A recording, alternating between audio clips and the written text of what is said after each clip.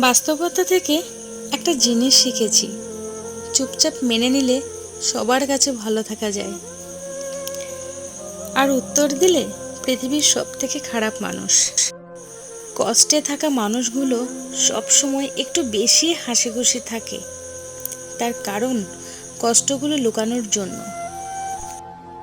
আকাশের রং বদলায়, সে তো মানুষের প্রয়োজনে, কিন্তু মানুষের রং বদলায় নিজের স্বার্থের কারণে। স্বার্থপর মানুষ সব কিছুতেই স্বার্থ খোঁজে, স্বার্থ হাসিল হলে আঘাত করে কেটে পড়ে। কিছু মানুষ চাঁদ এনে দেওয়ার গল্প বলে, কিন্তু পরে আকাশটাই কেড়ে নিয়ে যায় তার কাছ থেকে। হিংসা করে অন্যের ক্ষতি সহজেই করতে পারবে, কিন্তু কোনোদিনও নিজের উন্নতি করতে পারবে না। বৃষ্টি না আসলে বোঝাই যায় না ছাতার মধ্যে কোথায় ছিদ্র আছে, তেমনি খারাপ সময় না আসলে বোঝা যায় না কার মনে কি আছে। আপন মানুষগুলো যখন পর হয় তখন সম্পর্ক ত্যাগ করতে হয়, তাছাড়া কোনো গতি থাকে না। জীবনের তখনই সহজ হবে যখন অন্যের উপর আশা কম আর নিজের উপরে ভরসা বেশি হবে। আমার ভাগ্য খারাপ ছিল না, ভরসা ভুল মানুষের উপর ছিল, তাই আজ আমার জীবনের এই পরিণতি। এটাই বোধহয় আমার জীবনের সবচেয়ে বড় ভুল, কাউকে অল্পতে বিশ্বাস করে সহজে আপন করে নেওয়া। কাউকে অন্যায়ভাবে কষ্ট দিলে মনে রেখো, চোখের জলের অভিশাপ বড় কঠিন জিনিস। আমি যাদের আঁকড়ে ধরে বাঁচতে চেয়েছি তাদের অবহেলা আমাকে শিখিয়ে দিয়েছে কিভাবে নিজেকে ভালোবেসে বাঁচতে হয়। যারা আমার বিশ্বাস ভেঙেছে তাদের কাছে আমি কৃতজ্ঞ। হ্যাঁ, তাদের কাছে আমি কৃতজ্ঞ, কারণ তারাই আমার চোখে আঙুল দিয়ে দেখিয়েছে সবাইকে বিশ্বাসযোগ্য করা যায় না।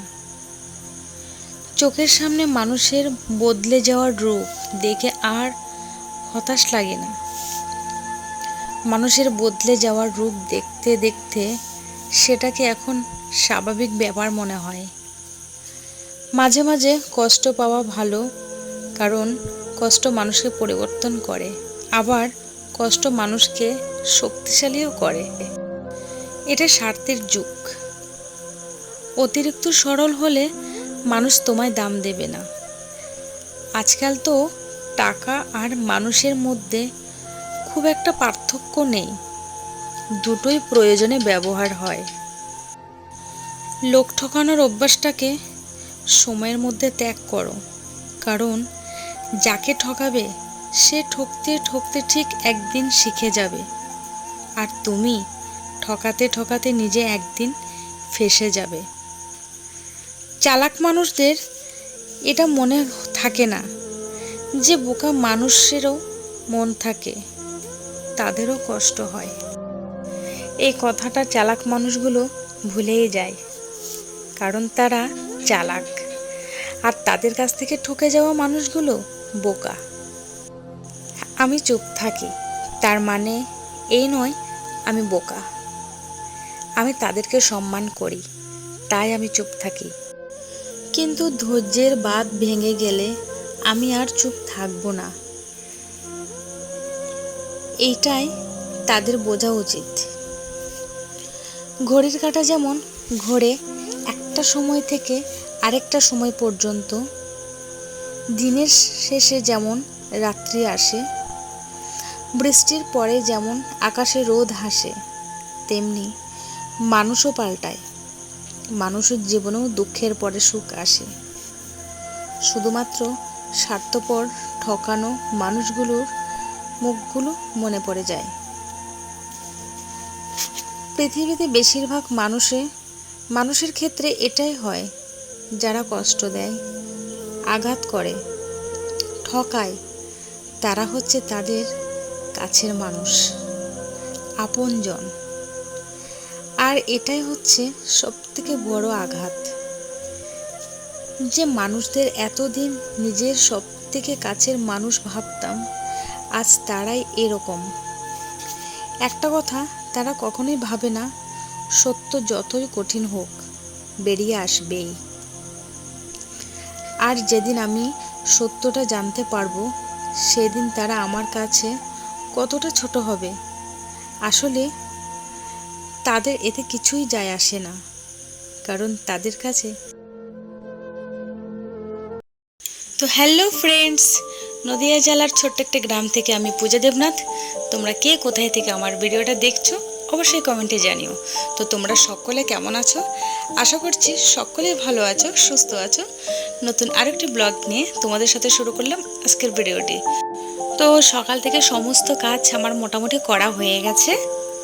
আজকে একটু বেলা করে ঘুম থেকে ওঠা হয়েছে, তার কারণ গরমের কারণে রাতের বেলা ঘুমাতে পারিনি, তাই সকালে একটু লেট হয়ে গেছে। যাই হোক, সকালে ঘুম থেকে উঠে ঘরের সমস্ত কাজ করে নিয়েছি।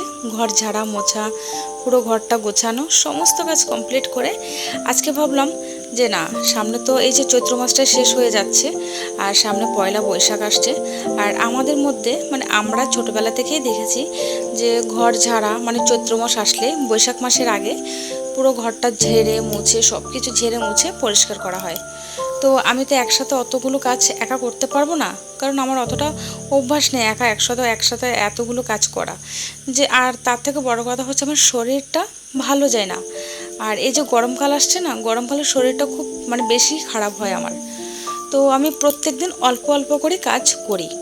আজকে যেমন রান্নার মশলা কোটাকাটি, তারপরে যে সবজির ঝুড়োগুলো আছে এগুলো পরিষ্কার করে নিলাম। আর তার সাথে তো নিত্যদিনের কাজ আছে, জামা কাপড় ধোয়া, ঘর মোছা, ঘর ঝাড় দেওয়া, এগুলো তো আছে। তো এর ফাঁকে ফাঁকে আমি কিছু কিছু কাজ ঘরের করে রাখছি এখন থেকে আর কি। তো যাই হোক, সব কোটাকাটি ধুয়ে শুকিয়ে দিয়ে দিয়েছি। আর এদিকে টুকটাক জামা কাপড় ছিল, এগুলো ধুয়ে রোদে দিয়ে দিলাম।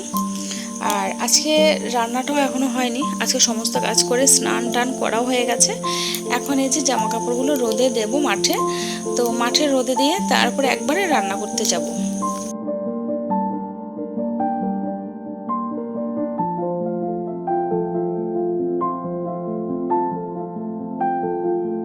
আর আজকে যেহেতু শনিবার, আজকে তো নিরামিষ, তাই আজকে সয়াবিন দিয়ে আলু দিয়ে রান্না করব। তো আর এই সয়াবিন আলুটা মানে আমার তো মোটামুটি ভালোই লাগে, কিন্তু মনা একদমই খেতে চায় না, কারণ ও একদমই মানে সয়াবিনটা খেতেই চায় না। তো যাই হোক, আজকে বাজারে যাওয়ার সময় পাইনি, যেহেতু সকাল থেকে এতগুলো কাজ করেছি, তো আজকে সয়াবিন আলুটাই করব। আর আজকে তোমাদেরকে একটা কথাই বলবো, প্রতিদিনের মতো একই কথা, তারপরে বলছি প্লিজ ভিডিওটা যদি একটু হলেও যদি তোমাদের ভালো লাগে, প্লিজ আমার সাথে থেকো, পাশে থেকো। আমার চ্যানেলকে সাবস্ক্রাইব করে আমার ছোট্ট পরিবারের সদস্য হয়ে আমাকে একটু সাপোর্ট করো। তো এদিকে দেখো, সয়াবিনটাও আমার সেদ্ধ করে মানে একটু গরম জল দিয়ে ভালো করে ধুয়ে তারপর আমি তেলের মধ্যে ভেজে নিলাম, দিয়ে রান্নাটাও হয়ে গেছে। আর রান্নাটা আমি পুরোটা দেখালাম না। আর এদিকে আমি খেয়ে উঠে গেছি আর মনাকে ভাত দিয়েছি। তো একদম সন্ধ্যাবেলা আসলাম, কারণ সন্ধ্যার দিকে মনা পড়তে বসেছে। আর দেখো, আমাদের ঘরটা না মানে উপরের ফ্যানটা চালাইনি, তাই উপরের ফ্যানটা যদি চালাতাম তাহলে মনে খাটেই বসতো। তো কারণ সারা রাত ফ্যানটা চলে, ওই জন্য দিনের বেলা বা অন্য বাকি ঘুমানোর আগে অবধি ছোটো ফ্যানটা চালাই, ছোটো ফ্যানটা হাওয়া বেশি। আর এখানে মনা পড়তে বসেছে, তা ভাবলাম যেন ওকে কিছু খেতে দিই, কারণ ওকে কিছু খেতে না দিলে ও নিজে থেকে নিয়ে খাবেই না কোনো দিন, সকাল হোক বা সন্ধ্যা। তো ওকে কটা চানাচুর আর একটুখানি নিমকি দিয়েছে, তো বলছে না নিমকিটা খাবে না, শুধুমাত্র চানাচুরটাই খেয়েছে, আর নিমকিটা আমাকে দিয়ে দিয়েছে। তো আমি আর মনা দুজনে বসে সন্ধ্যাবেলা কটা নিমকি আর কটা চানাচুর খেয়ে নিলাম। আর দেখো কতটা অন্ধকার এসেছে না, আসলে ইচ্ছে করে যে রাত বিকালের মানে সন্ধ্যার পর থেকে কি করি না করি তোমাদের সাথে শেয়ার করার, কিন্তু সেটা হয়ে ওঠে না। তার একটাই কারণ, আমাদের ঘরটা অন্ধকার, আর এমন পরিস্থিতিতে আছে, আমার পজিশন আছে, সব কিছু চাইলে শেয়ার করতে পারি না, বিশেষ করে রাতের বেলা। তো যাই হোক, ভিডিওটা এমনিতে আজকে যথেষ্ট বড় হয়েছে। তো ভিডিওটা কেমন হয়েছে অবশ্যই কমেন্টে জানাবে, যদি ভালো লাগে অবশ্যই পাশে থাকবে। দেখা হবে নতুন আরেকটি ব্লগে।